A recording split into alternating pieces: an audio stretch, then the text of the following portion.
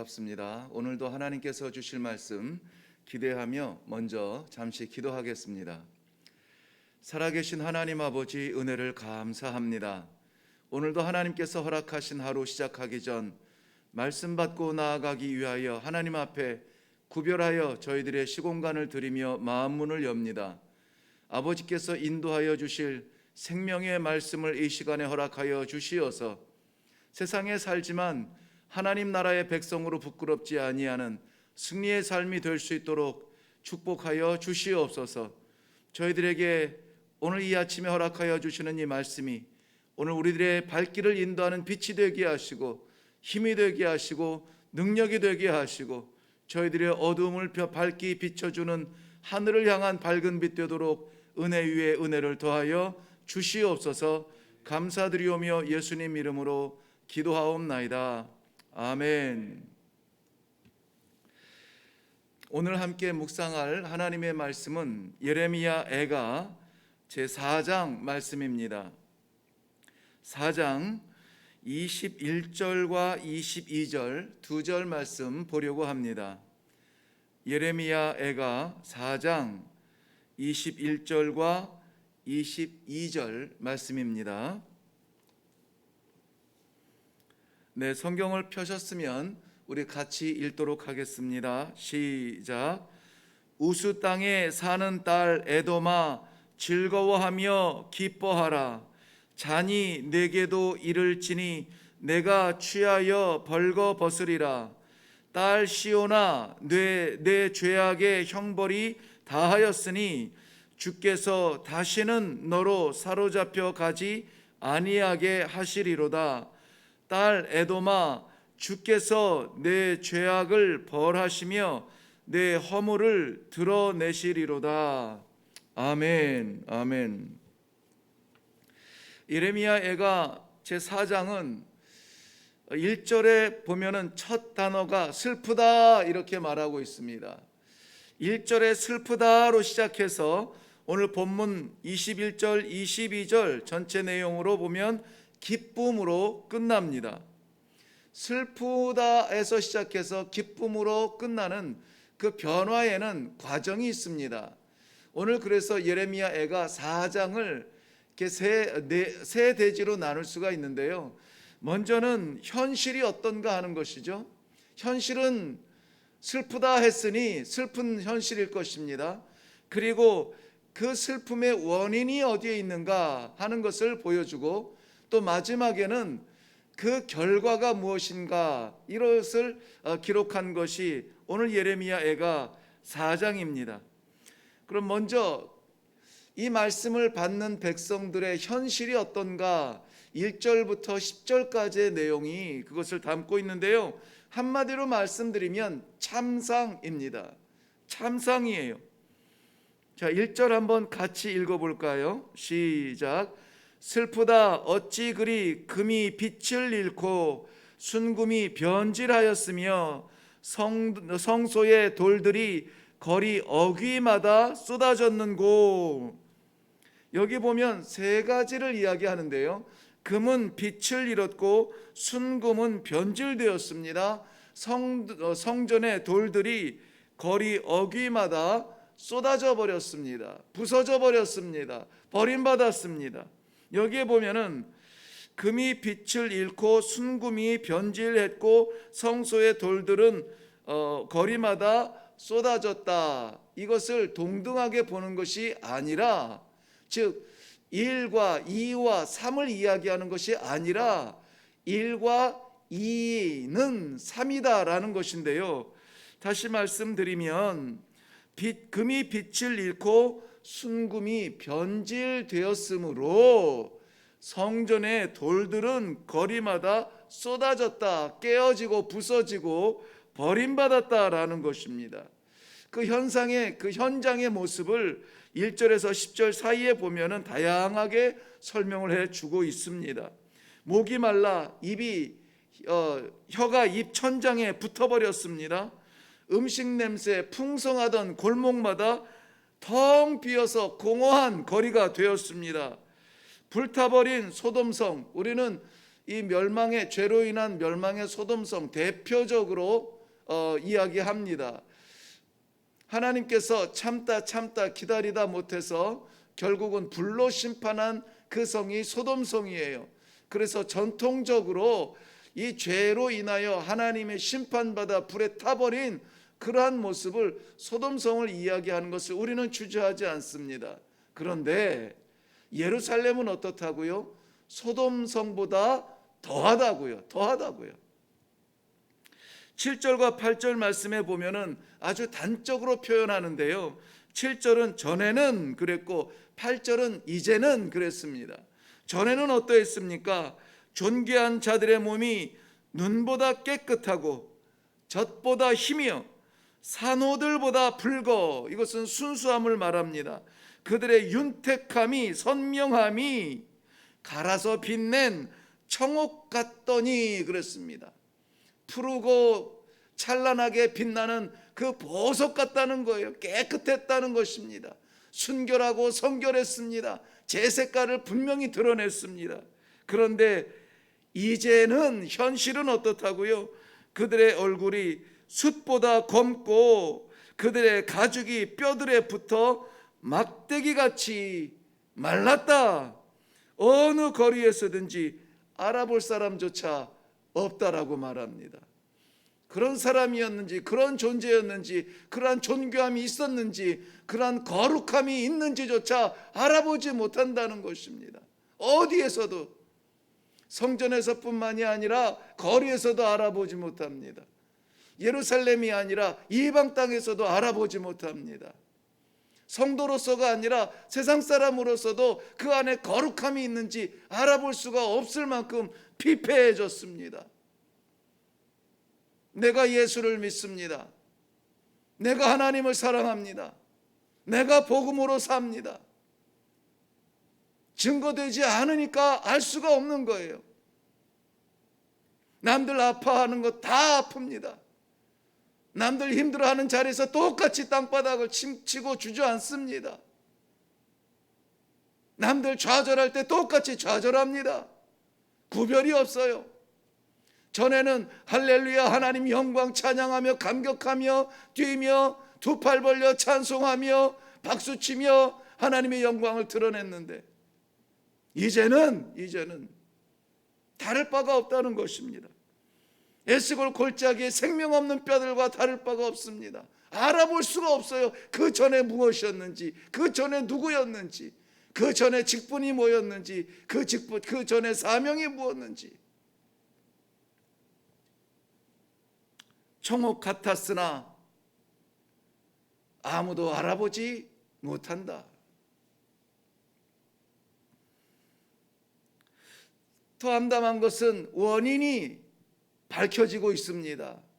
그토록 비참하게 된 현상의 원인이 있다는 것인데요. 13절 말씀 보겠습니다. 13절 말씀은 이렇게 기록해요. 그의 선지자들의 죄들과 제사장들의 죄악들 때문이라. 선지자는 하나님의 말씀을 백성에게 증거하며 제사장들은 백성들의 죄를 하나님 앞에 끌고 나아가 생명을 걸고 용서를 구하여서 하나님과 그 백성들이 끊어졌던 관계를 이어갈 수 있도록 사명을 다하는 사람들입니다.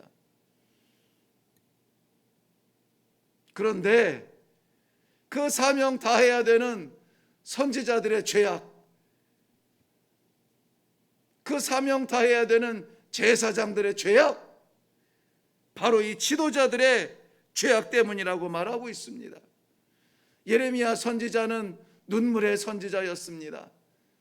그 눈물은 하나님의 심판 앞에 서 있는 백성들 안타깝고 불쌍하여 회개하지 아니하고 여전히 그 잿더미 위에서 살아가는 백성들을 바라보며 눈물을 흘리는 것입니다.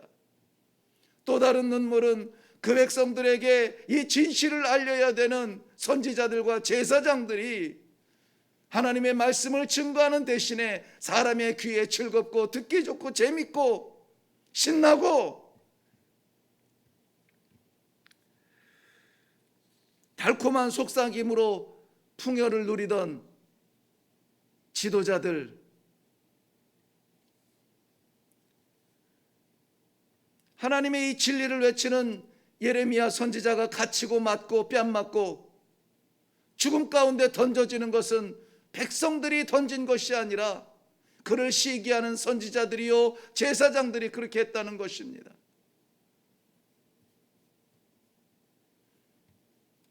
우리가 새벽 예배 때마다 가끔 기도하지만은 우리는 우리 자신을 위하여서 기도하는 시간 분명히 쪼개고 구별하여서라도 지도자들을 위하여서 꼭 기도해야 합니다. 하나님의 말씀을 책임지는 사역자들이 말씀에 벗어나지 아니하고 말씀을 오염시키지 아니하고 사람 귀를 즐겁게 하지 아니하며 하나님의 말씀을 직언할 수 있는 사명자들로 삶을 살 수 있도록 우리는 기도해 주어야 합니다. 그러기 위하여서 성도들이 귀가 편해야 돼요. 마음이 바뀌어야 됩니다.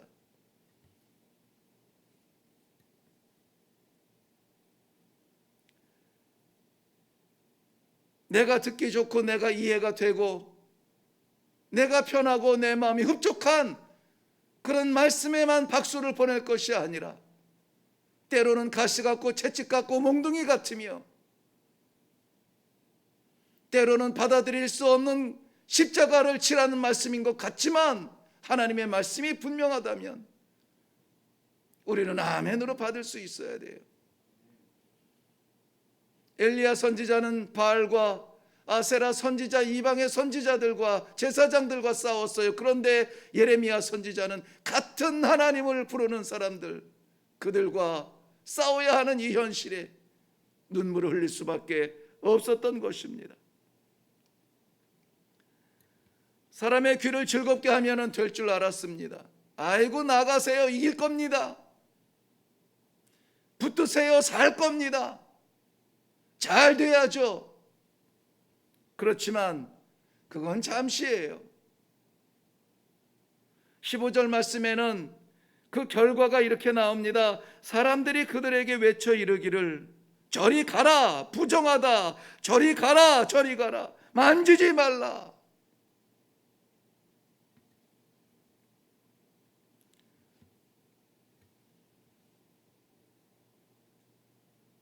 이것은 우리가 잘 아는 대로 제사장으로부터 나병, 그러니까 문둥병이라는 이 질병이 확증된 사람들이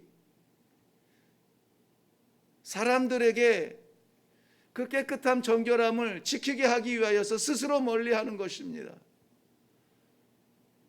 가족과 함께 살지 못하고 동구 밖에 던져져서 은혜의 떡을 받아 먹으며 살 수밖에 없는 나병 환자들이 누구라도 근처에 오는 발소리만 들려도 나는 부정합니다. 저리 가시오, 저리 가시오. 나는 부정합니다, 부정합니다. 자신의 부정함을 외치며 사람들을 멀리하게 했던 그 음성이에요. 그 음성을 누구에게 합니까? 선지자들과 제사장에게. 누가 합니까? 백성들이 하는 거예요. 자기들의 귀에 좋은 말씀, 즐거운 말씀, 재밌는 말씀 하면은 아이 좋아, 너무 좋아, 내 마음에 쏙 들어 했다가 조금이라도 그리하면 안 됩니다. 그렇게 살면은 안 됩니다. 그 길로 가면은 안 됩니다. 조금만 거슬려도 돌아서는 것 사람 마음이에요. 우리가 사람 마음 채울 것이 아니라 하나님의 말씀을 채워야 될 줄로 믿습니다. 자, 이 지도자들이 망가지고 백성들이 그 뜻을 따르니 결과가 어떻게 됩니까? 길을 잃어버리는 것이죠. 17절 말씀에 보면은 우리가 헛되이 도움을 바람으로 우리의 눈이 상함이여 우리를 구원하지 못할 나라를 바라보고 바라보았도다. 바라보고 바라보았도다. 두 번이나 반복해서 얘기하고 있습니다. 분명히 바라보고 있다는 겁니다. 뭘 바라봅니까? 우리를 구원하지 못할 나라를 바라보고 있어요. 아니, 구원하지도 못할 나라를 왜 바라봅니까? 눈이 상했다는 거예요. 눈이 상하면은 바라볼 것을 바라볼 수가 없습니다. 너를 통하여 이 세상 만민이 복을 받으리라 하나님은 분명히 말씀하시고 길을 열어주시는데 안 갑니다. 만민은 무슨 소용이 있습니까? 나만 잘 살면 되지. 우리만 성공하고 행복하면 되지. 다른 사람 무슨 상관이 있습니까? 안 듣습니다. 일어나라 함께 가자 예수님이 친히 손을 내밀고 초청하여도 안 봅니다. 아니 못 봅니다. 못 듣습니다. 하늘 가는 밝은 길이 내 앞에 있으니 찬송은 하는데 그 길을 가지 못합니다. 왜 그렇습니까? 눈이 상했어요. 성도 여러분, 삶을 위하여서 무엇을 보고 계십니까? 그 나라가 구원할 것 같으세요? 누구에게 달려가고 있습니까? 우리가 사람을 만나는 시간만큼 아버지를 만나는 시간이 있습니까? 사람의 충고를 듣는 만큼 하나님의 말씀을 받고 있습니까? 실력은 있는데 신앙도 있습니까? 재물은 있는데 하나님은 계십니까? 건강은 있는데 영생은 있습니까? 잃어버리면 안 됩니다. 필요한 것이 있지요. 그러나 이 필요한 것이 절대적인 것은 아닙니다. 실력도 필요합니다. 재력도 필요합니다. 건강도 필요합니다. 그러나 그런 것들이 절대적인 것은 아니라는 거예요.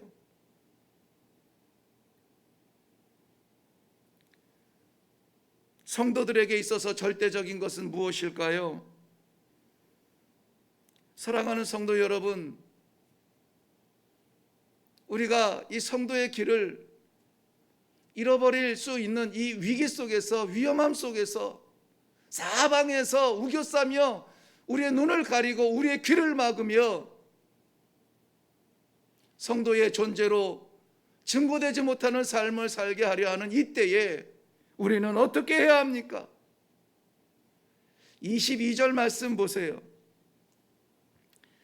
딸 시온아, 내 죄악의 형벌이 다하였으니 주께서 다시는 너로 살이 잡혀 가지 아니하게 하시리로다. 딸 에돔아, 주께서 내 죄악을 벌하시며 내 허물을 드러내시리로다. 딸 시온아, 딸 에돔아. 단편적으로 보면은 하나님의 백성과 이방인을 이야기합니다. 그런데 이것은 온 우주요, 온 세계인데요. 심판하는 에돔과 구원하는 시온 예루살렘, 누구 손에 있습니까? 주께서 하신다는 거예요. 주께서 말씀하십니다. 딸 시온아. 주께서 말씀하십니다. 딸 에돔아. 주께서 말씀하십니다. 생명이 있다. 주께서 말씀하십니다. 죽음이 있다. 심판과 구원이 주께 있습니다. 그래서 주구장창 이 강단에서 주님을 바라보자고, 주의 뜻을 바라보자고, 주의 뜻을 이루자고, 주님께 우리의 시력을 맞추자고 강조하는 겁니다.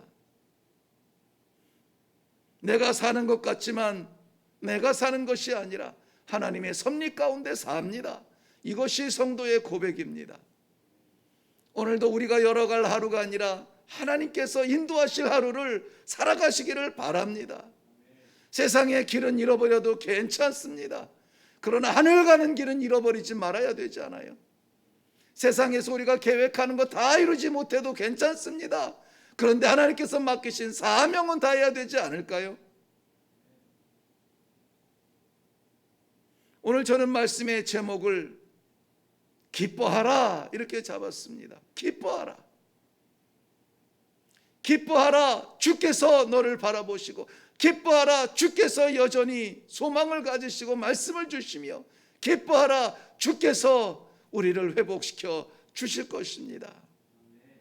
그러므로 오늘 우리는 이 주님으로 인한 기쁨의 회복 전도자들이 되어야 될 줄로 믿습니다. 어디를 가든지 무엇을 하든지 누구를 만나든지 주께서 함께 하시는 성도의 삶으로 승리하시기를 주님의 이름으로 축원합니다. 기도하겠습니다.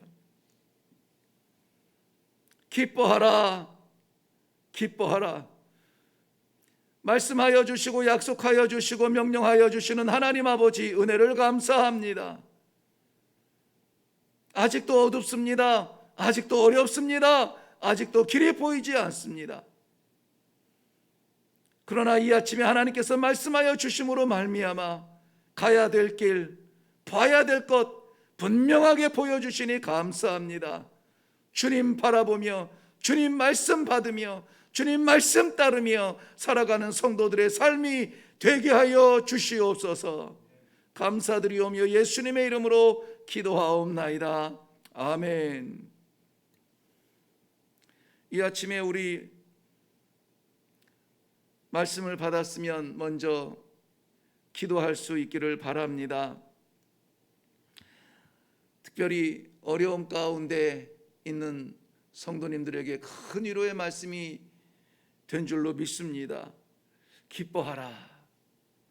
마지막 보루였던 예루살렘까지 바벨론에 무너지며, 오늘 본문에서도 정말 끔찍해서 나는 오늘 이거 한 두어 번 얘기하니까 더 나누기가 어렵더라고요.